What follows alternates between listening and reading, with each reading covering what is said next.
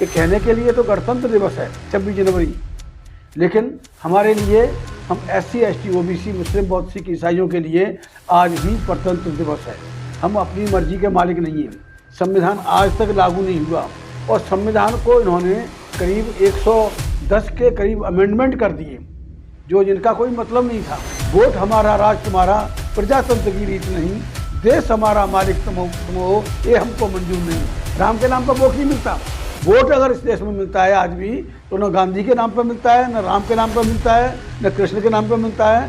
Vote मिलता है तो बाबा साहब डॉक्टर अम्बेडकर के नाम पर मिलता है, ज्योतिबा फूले के नाम पर मिलता है, प्यारेलाल ईवी रामास्वामी नायकर के नाम पर मिलता है, हमारे छत्रपति साहू जी महाराज के नाम पर मिलता है, नारायण गुरु के नाम पर मिलता है।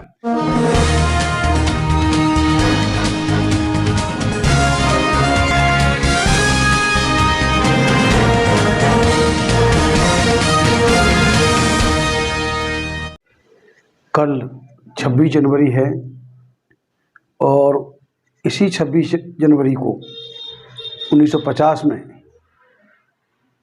भारत का संविधान जो डॉक्टर अम्बेडकर ने बनाया था वो संविधान लागू हुआ। और संविधान लागू करते समय बाबा साहब ने उम्मीद की थी कि कम से कम राजनीतिक बराबरी तो हो जाएगी। और जो आरक्षण था, पॉलिटिकल आरक्षण था, उन्होंने सिर्फ 10 साल के लिए उसको लिया था, इस उम्मीद से कि 10 साल के अंदर हमारे समाज के पढ़े लिखे लोग बाकी समाज को तैयार कर लेंगे और फिर मेजॉरिटी की सरकार बनेगी। तो हम जो भी हैं, जो एर्स्तवाद शूद्र हैं, वो तकरीबन अब तो क्लियर हो गया कि 90% है मुसलमान भी अरब, ईरान, अफ़गानिस्तान से नहीं आए, यहीं के कदीमी बासिंदे हैं। और न क्रिश्चियन यहाँ से बाहर से आया, इंग्लैंड, अमेरिका, कनाडा से आया, वो भी यहीं के कदीमी बासिंदे हैं। जो आए थे वो चले गए, जो मुग़ल पठान आए थे वो भी चले गए। अब तो ये भारत के मूल निवासी ही बचे हैं। तो इस तरह से 90% आबादी का शासन होना चाहिए अगर संविधान लागू होता तो। और संविधान के अनुसार अगर जो चुनाव है, चुनाव प्रक्रिया है, पहले वोटों की लूट होती थी, अब लूट की जरूरत नहीं। अब इलेक्ट्रॉनिकली कली जो इतना एडवांस है कि EVM ले आए, उन्हें मालूम था कि वो आने वाले समय में वोट नहीं मिलेगा। तो इस लिहाज से देखा जाए कि कहने के लिए तो गणतंत्र दिवस है 26 जनवरी, लेकिन हमारे लिए हम SC ST OBC मुस्लिम बौद्ध सिख ईसाइयों के लिए आज भी प्रजातंत्र दिवस है। हम अपनी मर्जी के मालिक नहीं हैं। संविधान आज तक लागू नहीं हुआ और संविधान को इन्होंने करीब 110 के करीब अमेंडमेंट कर दिए जो जिनका कोई मतलब नहीं था। आरक्षण को निरर्थक कर दिया। कांग्रेस ने पहले 25 साल तक नॉट अवेलेबल और उसके बाद में नॉट सुटेबल का बोर्ड लगा दिया, लेकिन आरक्षण का कोटा पूरा नहीं किया। और दूसरी तरफ क्योंकि जवाहरलाल नेहरू से लेके इंदिरा गांधी, देसाई और जो जितने भी ज़्यादातर हुए हैं वो ब्राह्मण ही हुए हैं, ब्राह्मण या क्षत्रिय या सवर्ण प्राइम मिनिस्टर हुए हैं। तो उनकी सरकार बनी है जो मुश्किल से 10% भी नहीं है। जो ब्राह्मण क्षत्रिय वैश्य इस देश में 10% भी नहीं है, उनकी सरकार बनी है। तो उसका नतीजा क्या हुआ कि बिना मांगे जो ब्राह्मण है, जो 2.5% आबादी है इस देश में, वो ब्राह्मण करीब 70-72% सीटों पर बड़े बड़े ओहदों पर वो उस पर काबिज हो गया, सिर्फ सत्ता की वजह से। और सत्ता की वजह से इसलिए हो गया कि जो इंटरव्यू होता है सिलेक्टेड को रिजेक्ट करने के लिए, रिजेक्टेड को सिलेक्ट करने के लिए, और सत्ता पक्ष ही इंटरव्यू बोर्ड बनाता है।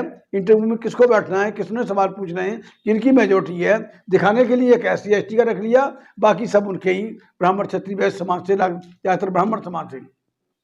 तो हमारे लड़कों को फॉर एग्जाम्पल IAS का 240 का इंटरव्यू होता है, 240 नंबर का इंटरव्यू होता है, तो हमारे लोगों को 40, 50, 60 नंबर मिलते हैं, SC ST OBC के लोगों को या मुस्लिम को। और लेकिन वो और इस तरह से हमारे लोग मेरिट से डीमेरिट कर दिए जाते हैं, जब उनके लोग डीमेरिट को 240 में 200 नंबर के आसपास देखे उनको मेरिट में लाके किया जाता है।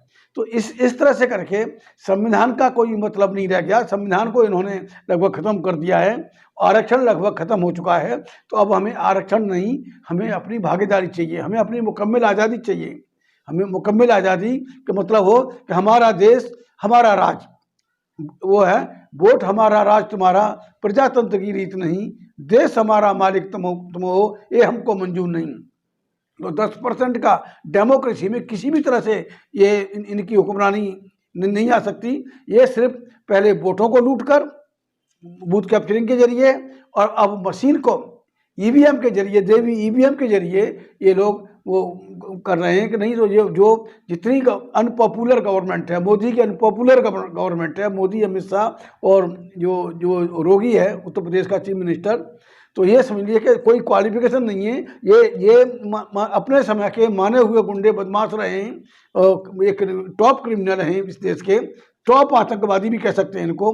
जो तड़ीपार राव गृह मंत्री है, आप समझ लो कि ऐसे गृह मंत्री से क्या उम्मीद होगी, या हिंदू मुस्लिम करके, या ये राम के नाम की अफीम सुंघाकर, अफीम को चटाकर ये एक ऐसा माहौल बनाते हैं, और बाकी काम ये ईवीएम से करते हैं। जो अभी जो ये छेड़ रहे हैं कि राम मंदिर तो बन गया, उसके बाद तो ठंडे पड़ गए, राम के नाम पर वोट नहीं मिलता।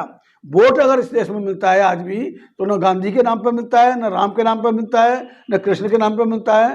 वोट मिलता है तो बाबा साहब डॉक्टर अम्बेडकर के नाम पर मिलता है, ज्योतिबा फूले के नाम पर मिलता है, प्यारेलाल ईवी रामास्वामी नायकर के नाम पर मिलता है, हमारे छत्रपति साहू जी महाराज के नाम पर मिलता है, नारायण गुरु के नाम पर मिलता है। लेकिन इनके लोगों के नाम पर कोई वोट तो दूर की बात है, कोई भी छूटता नहीं है। लेकिन हमारे समाज की ना समझी और नादानी की वजह से, और हमारे समाज के नेताओं की बदमाशी और निकम्मेपन की वजह से ये 10% जो मुश्किल से 10% आबादी है सत्ता में है। गणतंत्र के माने कुछ नहीं रह गए, ये आज़ादी के माने कुछ नहीं है, ये आज़ादी झूठी है, देश की जनता भूखी है। तो ये इनसे हमें अब कोई उम्मीद नहीं है। ऐसी स्थिति में ये अगर ईवीएम सुप्रीम कोर्ट अगर आदेश देता है तो ठीक है, नहीं तो मुझे लगता है कि अगर ईवीएम के जरिए इन्होंने, जैसा कि इन्होंने नारा दिया कि अब की बार 400 पार, जो अमित शाह का नारा है, तो ये बदमाश वही अपनी बदमाशी से और ईवीएम का मिसयूज करके ये 400 भी लेके आ सकते हैं। संविधान खत्म कर देंगे, प्रजातंत्र खत्म ही है, मायने नहीं है। जब 10% की सरकार बन रही है देश की आज़ादी से लेके 1950 से लेके आज तक, तो फिर वो यहाँ लोकतंत्र का कोई माने नहीं रह गए। लोकतंत्र का मतलब है मेजॉरिटी का राज, और मेजॉरिटी मतलब SC ST OBC and religious minority जो भी है, मुस्लिम, बौद्ध, सिख, ईसाई। तो ये 90% आबादी है। इस देश में असल लड़ाई सवर्ण हिंदू बनाम शेष भारत है।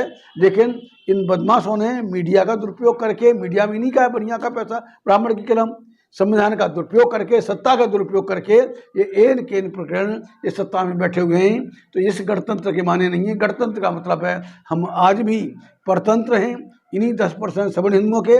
तो 10% सवर्ण हिंदुओं की गुलामी से निजात पाने के लिए हमें इस देश की मुकम्मल आज़ादी की लड़ाई लड़नी पड़ेगी। संविधान अपने आप में परिपूर्ण है, लेकिन गलत हाथों में होने की वजह से जो वांछित रिजल्ट थे वो रिजल्ट नहीं आए। तो ये जो 26 जनवरी है, जो जिसे ये गणतंत्र दिवस कहते हैं, वो हमारे लिए परतंत्र दिवस है, और इस परतंत्र दिवस से हमारा कोई लेना देना नहीं है। धन्यवाद।